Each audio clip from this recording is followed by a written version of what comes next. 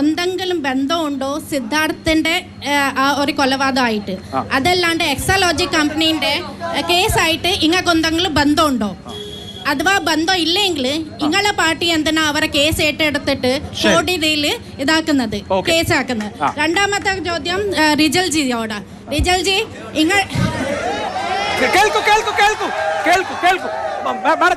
ഞാൻ പ്രബുദ്ധ കേരളം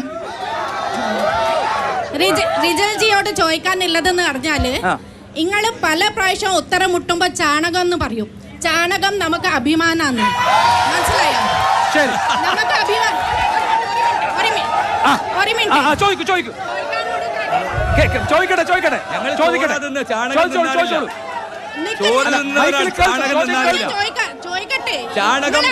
കൊറോണ വന്നപ്പോ ചാണകം കുടിക്കാൻ പറഞ്ഞത് നിങ്ങളാണ്, ഗോമൂത്രം കഴിക്കാൻ പറഞ്ഞത് നിങ്ങളാണ്.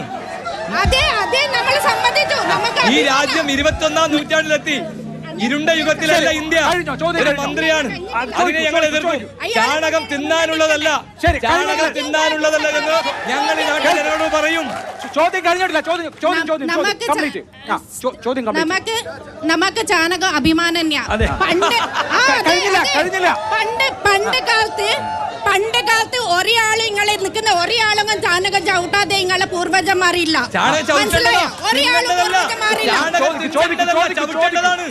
ചവിട്ടേണ്ടതാണ്, ചാണകം തിന്നേണ്ടതല്ല. നിങ്ങളാരാ പറയാ? നിങ്ങളാരാ പേടിപ്പിക്കേ?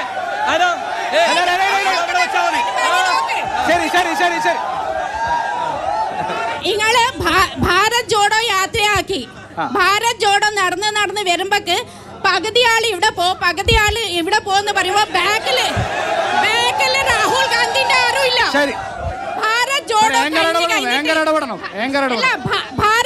കഴിഞ്ഞ് രാഹുൽ ഒറ്റക്കായ നിമിഷാന്ന്. ബാക്കി എല്ലാരും വേറെ പാർട്ടിയിൽ അയാൾ ഒറ്റക്ക.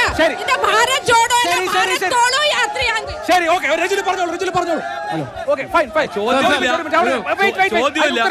ഞങ്ങള് കുഴൽപ്പണം നടത്താനല്ല മത്സരം നടത്തുന്നത്. തെരഞ്ഞെടുപ്പിൽ കുഴൽപ്പണം നടത്താൻ മത്സരിക്കുന്ന പാർട്ടിയോട് മറുപടിയില്ല. അത് നിങ്ങളുടെ BJP സംസ്ഥാന പ്രസിഡന്റ് ഇപ്പോ വയനാടും കുഴൽപ്പണം നടത്തുന്നതിന് വേണ്ടി പോയിട്ടുണ്ട് എന്നുള്ളതാണ് അതിന് മറുപടി. കുഴൽപ്പണത്തിന്റെ വക്താക്കളാണ് കോൺഗ്രസ്സുകാര്, അതിന്റെ ഉപയോക്താക്കളും കോൺഗ്രസ്സുകാര്.